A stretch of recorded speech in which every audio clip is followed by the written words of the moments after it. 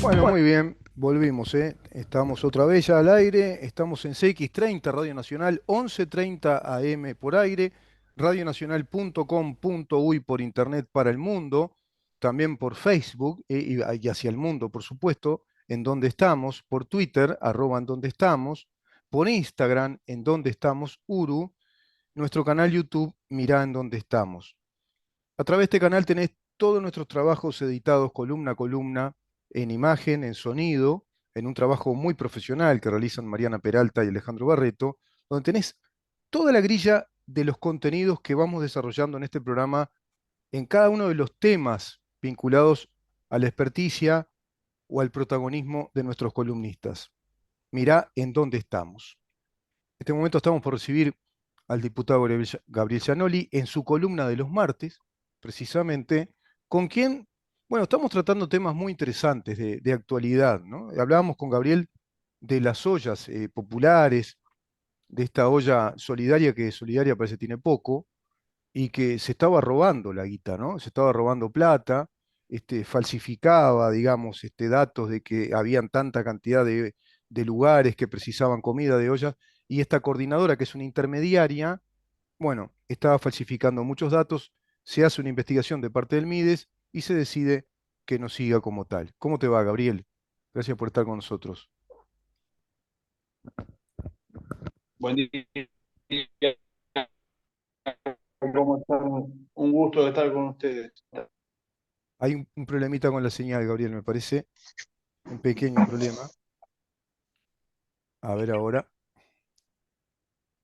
Y bueno, y Gabriel nos aportaba un montón de datos que dimos la semana pasada,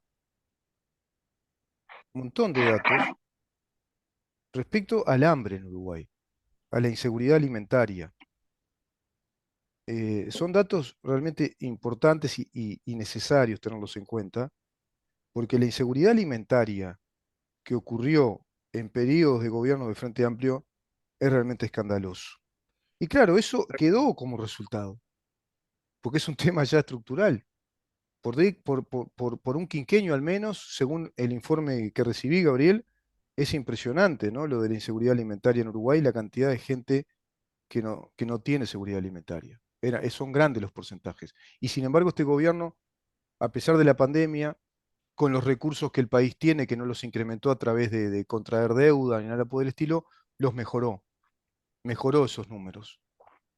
Eh, Hay un tema que arrastramos en profundidad y aquel relato que se nos planteaba de que estaban las cuentas en orden, que a través del BPS había una reducción de la informalidad. Bueno, todo eso nos estalló en la cara a 13 días de asumir el gobierno.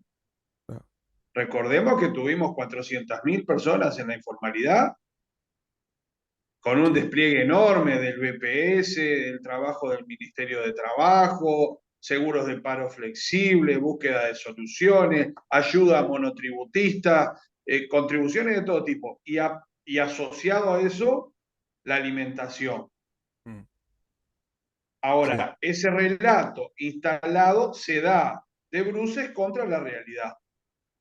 Y por primera vez en 2022, es lo que charlábamos la vez pasada, el mm, Instituto Nacional de Estadísticas nos muestra un problema que tenemos. El 15% de los hogares tiene una inseguridad alimentaria moderada mm, y el 2,6%, o sea, 2,5 de 100, tiene una situación grave que hay que atacar.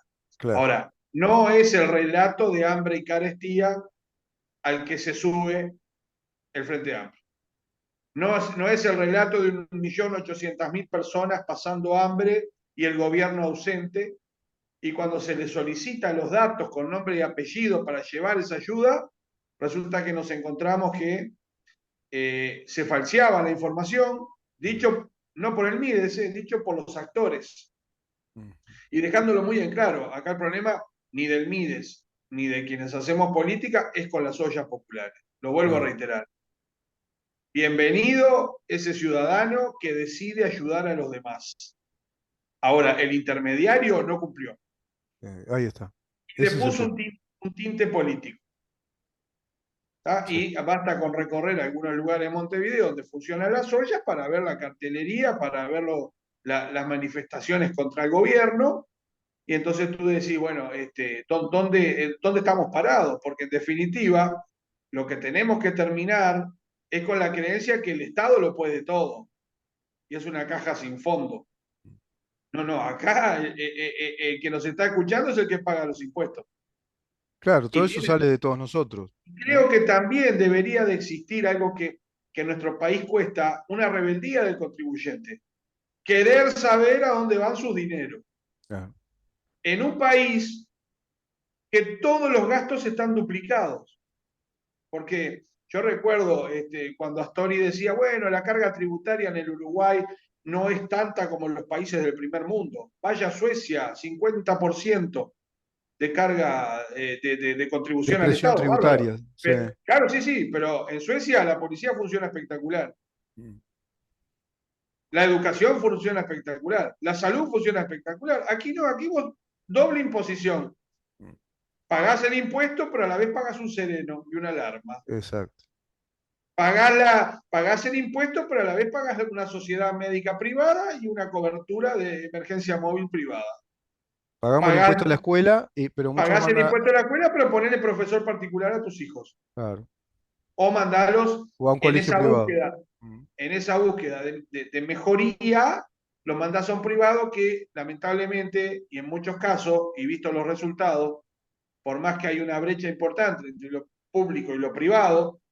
lo privado se ha preocupado más, y me hago cargo, ojo, capaz que, pero es un dato que tengo yo personalmente, se ha preocupado más de darte seguridad que educación.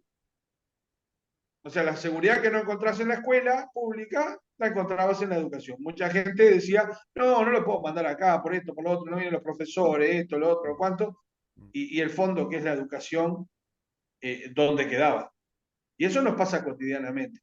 Qué Y tema entonces ahí interesante es ese de donde los uno privados, dice ¿no, Gabriel? que vaya al tema a la fiscalía, pero sin dejar de reconocer la enorme irresponsabilidad de los gobernantes del Frente Amplio y de Fernando Pereira, que cuando era sindicalista y no hacía tantos paros, tenía una inseguridad alimentaria en 2016 Mm. de un 27% contra un 15% que tenemos ahora. Yo acá tengo los datos. Mira, fíjate, en el 2014 la inseguridad alimentaria moderada era del 18,95, 19%, y 5,41 la severa, ¿no? 2014, o sea, periodo de esplendor económico en el mundo y en el país, apertura de mercados, los commodities estaban altísimos, ingresaba mucho dinero al Uruguay, se contraía deuda, estaban las inversiones extranjeras aún, algunas se iban desmantelando de a poco, pero hoy por hoy los números de este gobierno post pandemia y en una situación mundial crítica, una situación de guerra, mejoran estos números, superan estos números. Hoy la inseguridad alimentaria moderada es del 15% y la inseguridad alimentaria severa es del 2,6%. O sea, Exacto. superamos los números del 2014. Reitero, post pandemia y en una situación mundial de recesión de mercados, tan complicada, las cosas están complicados los energéticos, están caros los alimentos a nivel mundial y la energía. Pero así como esos datos, nos vamos a seguir encontrando con un montón de datos. Por Mm. supuesto que este es el más sensible porque está vinculado a la alimentación. Es una infamia que el arroz que tenía que llegar se quede por el camino, quién sabe dónde. Estamos hablando de algo Es, que más allá del valor económico, que no interesa aquí. Interesa que no llegaba a quienes realmente lo necesitaban, si es tal cual que lo necesitaban, porque la confirmación de que no se necesitaba tanto es que no estalló el sistema. sí, Porque si tenía que salir determinada carga para un lugar claro. y nadie abría la boca porque no Claro. existía la carga. Hay dos maneras de robar que se está viendo, ¿no? Está descubriendo el Mides. Una era decir que se precisaban tanta cantidad de alimentos cuando no se precisaban, pedimos tantas bolsas de arroz, qué sé yo, de esto. No, no era real. Y la otra es decirle a determinados titulares de ollas, vos pedí más de lo que precisás porque traemos más vasos, más platos, más. Lo mismo, es decir, incrementamos eso. Y el otro robo, ¿cuál era? Quedarse con eso. Dos Pero formas. aparte, Simular cuando que se tú vas precisa a, tanto para, en parte, quedarse con eso. Y pero eso, a su aparte, vez, lo vendían. totalmente. Y aparte, cuando tú vas a la otra organización, que es Uruguay Adelante, Mm, que tenía 100 ollas y merenderos, no hay un solo inconveniente. mm, Y entonces ahí volvemos a lo mismo y van a aparecer datos vinculados a los SOCAT, que son los centros de los lugares de atención ciudadana, donde mm, el Estado trata de llegar con una intervención de personas y te encontrás que se asignaban recursos a determinados lugares donde se constata que se atendieron 2 personas en 6 meses. ¿Y cuál es el relato ahora? Pero, doña Pocha, le quitaron el SOCAT, desmantelaron el Estado y no le importa a la gente. No, no. Vamos a venir y vamos a dar más horas, vamos a dar más tiempo. No tengo el dato ahora a mano, pero las intervenciones en Casaballe, por ejemplo, de las duplas del MIDES para atender en cercanía la situación del ciudadano en todo lo que compone al Estado, ¿verdad? claro, Aumentaron de 700 a 1000 y pico. Y te diría claro. 1300 largos. Ujú, Datos que me comprometo a traer. Entonces, bien, a veces no alcanza con la intención. Yo siempre lo he dicho. Quizás los gobernantes del Frente Amplio tuvieron las mejores intenciones. Las soluciones no llegaron a la gente. Y así como nos encontramos con esta inseguridad alimentaria, nos encontramos con una informalidad de 400.000 personas fuera del sistema, nos encontramos con barrios cercanos sin energía eléctrica, sin agua corriente y haciendo malabarismo para ahora en verano poder mm, utilizar agua a determinada hora. Entonces, ¿qué se nos dijo? ¿Que el país estaba formidable? Se nos mintió. Y se lo endeudó mucho más todavía, porque si la deuda hubiera valido la pena, claro, uno dice, bueno, perfecto, tenemos la deuda, pero también tenemos el resultado final. No tenemos ninguna de las dos cosas. ujú, Y sí, creo que esta acción deliberada de la izquierda lo único que busca es continuar con pegando tiros al aire a ver a dónde le embocan, porque en definitiva el gobierno continúa en su ritmo, con mm, reformas que son imprescindibles, como la seguridad social, mm, con transformaciones educativas. Miren el caos que es la Argentina. mm, ¿No? mm, Sin embargo, casi 70 u 80 jóvenes terminan el liceo, de 100. Y aquí claro, no tenemos esa suerte, no estamos ni en la mitad de eso. claro, ¿Eh? La gurizada abandona antes y el sistema está colapsado. Entonces, la audiencia que nos escucha podrá escuchar en la tarde un montón de dirigentes, pero tendría que mirar en el entorno.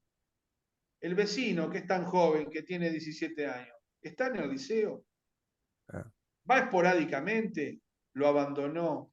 El nieto, el hijo, llegaron a culminar, tenemos un problemón. Porque antes con el oficio vos subsanabas todo eso. claro, Yo soy hijo de los oficios.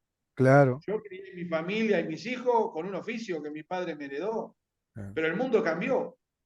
Hoy no pasa por los oficios. Hoy aparece la tecnología, aparecen los cambios, el trabajo a distancia, un montón de cosas que si no estás preparado y educado, mm, terminás en el discurso barato de la izquierda y el PCNT, pagan sueldos de miseria. Y bueno, pero si estamos preparados podemos exigir mejores sueldos. claro, sin duda, la mano de obra calificada es la que va a exigir Todo es mejores una sueldos. cadena, ¿verdad? Es una cadena. Ahora, ese Estado que se deterioró, ¿no? Después del gobierno de Frente Amplio, un Estado ausente, en todos esos aspectos, un Estado ausente, es decir, en la informalidad más de 400.000 personas, gente sin saneamiento, ¿no? Un Estado ausente, pero con mucha burocracia, por otro lado, ¿no? Crearon una gran burocracia. Se incrementó el empleo público, más presupuesto, más deuda. El pueblo uruguayo, de algún modo, reprobó eso, votó a este gobierno, dijo no damos más, ¿no? Se notaba ya que faltaba trabajo, el desempleo, las empresas que se iban, que no aguantaban la incompetitividad de sus productos, porque la presión tributaria, como tú dijiste, Gabriel, es cada vez más grande, una presión tributaria. Además tenemos doble tributación, triple tributación los uruguayos en muchos aspectos. Se nos cobra lo mismo, dos impuestos para la misma actividad o un mismo bien. Y a su vez esa doble tributación encubierta que tú dijiste, todo eso se les cayó a pedazos. Vinieron ustedes y yo les detecto puntos argumentales que son siempre lo mismo, son falaciosos, pero con eso fogonean todo el tiempo. fue lo que se vio claramente con el referéndum.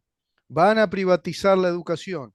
Esto va a ser un gobierno que va a armar un plan para las corporaciones privadas educativas y va a desmantelar la educación pública. Mentira, pero es uno de los temas. Sigue hasta ahora. Acordate las ocupaciones que hizo FENAPES, que hizo ADES, todas esas ocupaciones, fogoneando a los chiquilines, ¿no? Que los convencieron que tienen que tener sindicatos en los liceos, en la UTU, y fogoneando de que la educación no funciona. Y en definitiva están cuidando los profesores afiliados a los sindicatos de la educación, están cuidando su puesto y sus horas de trabajo, nada más que eso. Por otro lado, el tema que es recurrente, que yo lo vi desde el comienzo de este gobierno, es cuando uno escucha a la gente de izquierda, y cuando uno escucha a la gente de izquierda, entienda o tiene que entender rápidamente qué es el mensaje que viene de arriba. Porque militante de izquierda lo que hace es repetir lo que le dice.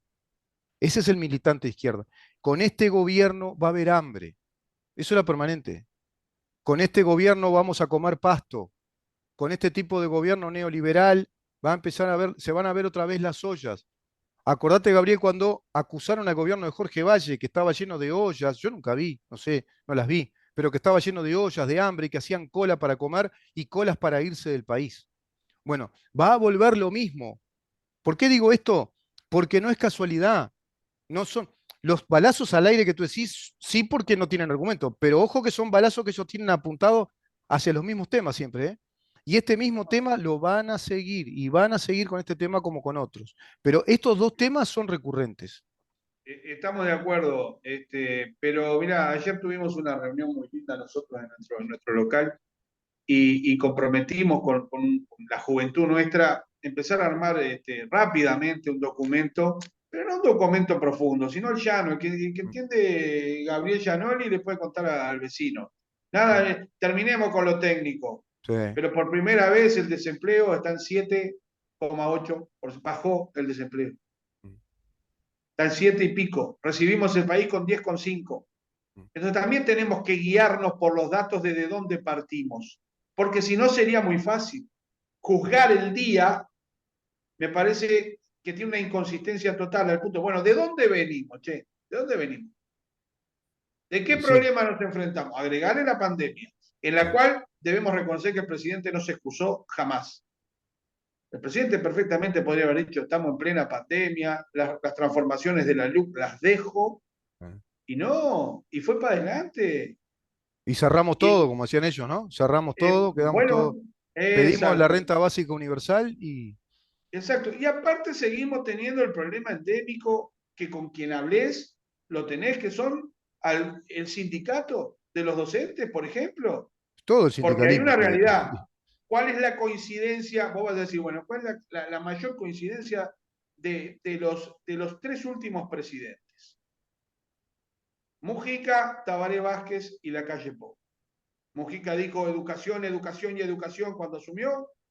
Tabaré Vázquez iba a cambiar el ADN de la educación y Lacalle Pou te habla de la transformación educativa. O sea que los tres se pararon en el mismo pilar. Mm. ¿A qué se enfrentaron los tres? ¿Al ciudadano que quería que su hijo se eduque?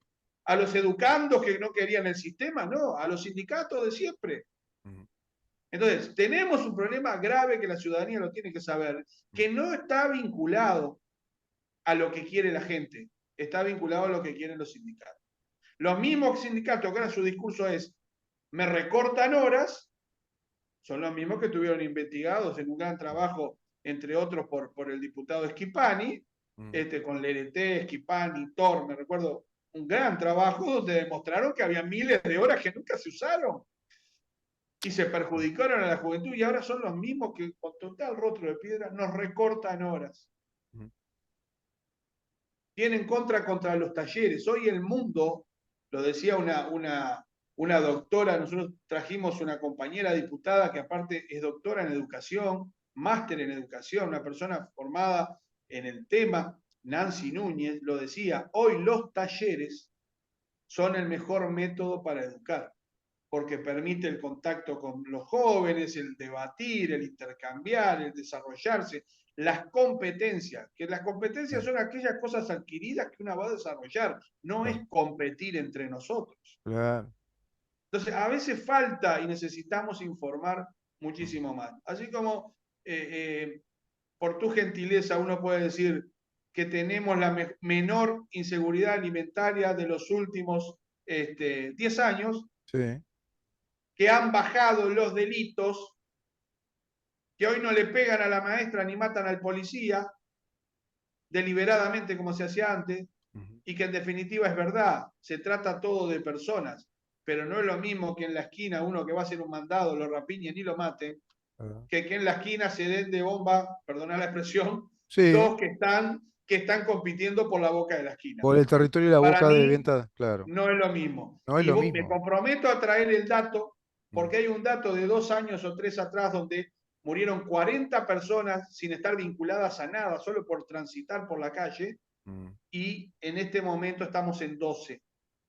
Y si todos los días muere un inocente menos, estamos en el camino correcto. sí, Por sí. supuesto que no tendría que morir nadie, pero no es lo mismo a las 3 de la mañana en la puerta de una boca que yendo a ser mandado para traer Sí, el pan y la leche, el pan y la leche para tu familia. claro. Entonces, son esas cosas que tenemos que repetir, reiterar y que en definitiva trabajar muchísimo. Obviamente, teniendo un presidente del Frente Amplio sindicalista, no esperemos que conquiste a través del diálogo, va a conquistar a través de la presión como están acostumbrados, como es la Claro. lucha, porque siempre fue la Claro. lucha de, Sí, ¿verdad? claro, claro, claro. No, o sea, siempre el discurso combativo que tiene su valor, pero cuando se pasan de rosca, muchachos, como el otro día que cortaron el Palacio Legislativo para avisar, hicieron un paro para avisar que van a hacer otro paro. Muy interesante. Te pasé los videos de mi sobrino, ¿viste lo que era eso? Bueno, eso La está cantidad bien. de gente que perjudicaron y que eso no trasciende, la prensa no lo hace trascender eso tampoco, la prensa grande, digo, la cantidad de gente perjudicada por esos paros corporativos que tú decís, están poniendo a la centralidad de la actividad pública del país necesidades corporativas sindicales. Y en este sentido, el que tú decís, que me parece, ese es un eje importantísimo, ¿no? Tres presidentes se tuvieron que parar arriba el tema de la educación, como ahora este presidente con la transformación educativa, porque las corporaciones sindicales son las que ponen el palo en la rueda, son las que impiden que se dé la transformación educativa. Y siempre las corporaciones sindicales. Y yo te agregaría que las corporaciones sindicales en todos los ámbitos del país pretenden siempre imponer la gobernatura del discurso. No sé si me explico. Pretenden gobernar el discurso político, porque son hegemonistas, son totalitarios. Ellos no discuten. Ellos quieren imponer su discurso de la lucha de la clase obrera, nosotros estamos por los trabajadores. No, es un discurso de poder corporativo, que le Pero hace mucho daño a la República. solo en un país donde no se le tenga respeto al contribuyente, donde Ah, no importe de dónde sale el dinero, pueden pasar las cosas que nos están pasando, porque en una casa no pasaría. no pasa. Si la Gabriel, educación de nuestros hijos, pasado un lapso, no encuentra solución, se van a juntar los de la familia, che, vamos a ver cómo le buscamos la vuelta a vamos a ver esto, cómo che. le buscamos la vuelta, a ver Porque cómo ya vamos para solucionamos. 10 años, no pudo mamá, no pudo la abuela, no pudo el Sí, tío, sí, alguien tiene que poder. No, acá sí. no. Ah. Y más, nosotros debemos reconocerle al presidente Mujica su espontaneidad y recordar cuando dijo que había que terminar, dicho de otra manera, Mm. con los sindicatos de la educación. Claro, Que dijo un gran disparate, que no lo vamos a decir acá. no, Entonces, claro. a lo que voy, la educación nos cruzó a todos. Mm. 15 años han pasado. Sí. No No, pudieron. no pudieron. Ahora venimos nosotros con los datos claros, Mm. donde 1 de cada 5 termina el liceo en los lugares de contexto más crítico. Uno de Claro, cada 5 claro, claro. abandonan y Sí. resulta que si nosotros no le damos otra forma de educar, que es lo que Gabriel, creen. te invitaría en la próxima, y si pudiéramos dar con Nancy Núñez, sería interesantísimo hablar con ella también sobre el tema pedagogía, educación para las nuevas generaciones, los nativos digitales, porque es un tema muy importante. Ese Yo, tema es clave, y no se está yo informando a te la población. propongo capaz que para el Mm, martes que viene, en este mm. espacio, que invitar a Nancy, que Y, esté contigo. y conversar con ella sobre este tema de la Sí, sí, me educación. parece. Te va a gustar mucho porque enfoca desde un lugar, desde el lado del docente que estuvo desde siempre. Claro, ¿Se claro, entiende? muy con los pies en la tierra.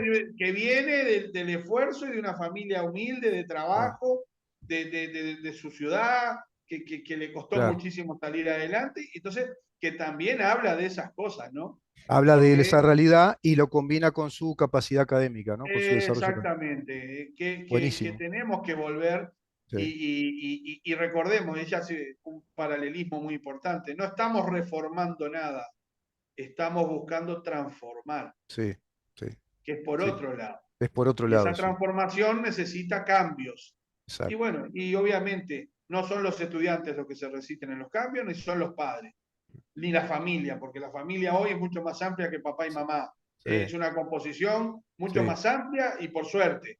Lo sí. que digo es, los gurises no pueden seguir sin tener una educación de calidad. No, porque el país no Entonces, puede seguir así. que se le esté pegando a un gobierno por querer mejorar las cosas de la gurizada es una infamia. Una infamia. Gabriel, muchísimas gracias. Y Un esperemos que abrazo se pueda dar grande, estoy eso. a la orden. Abrazo grande. Gracias, ¿eh? Buen día, va. Buen día para ti. El diputado Gabriel Gianoli conversando con nosotros en su columna de los martes. Muy interesante todo lo conversado con él. Nos vemos mañana a partir de las 10 de la mañana para seguir preguntándonos en dónde estamos. Chau.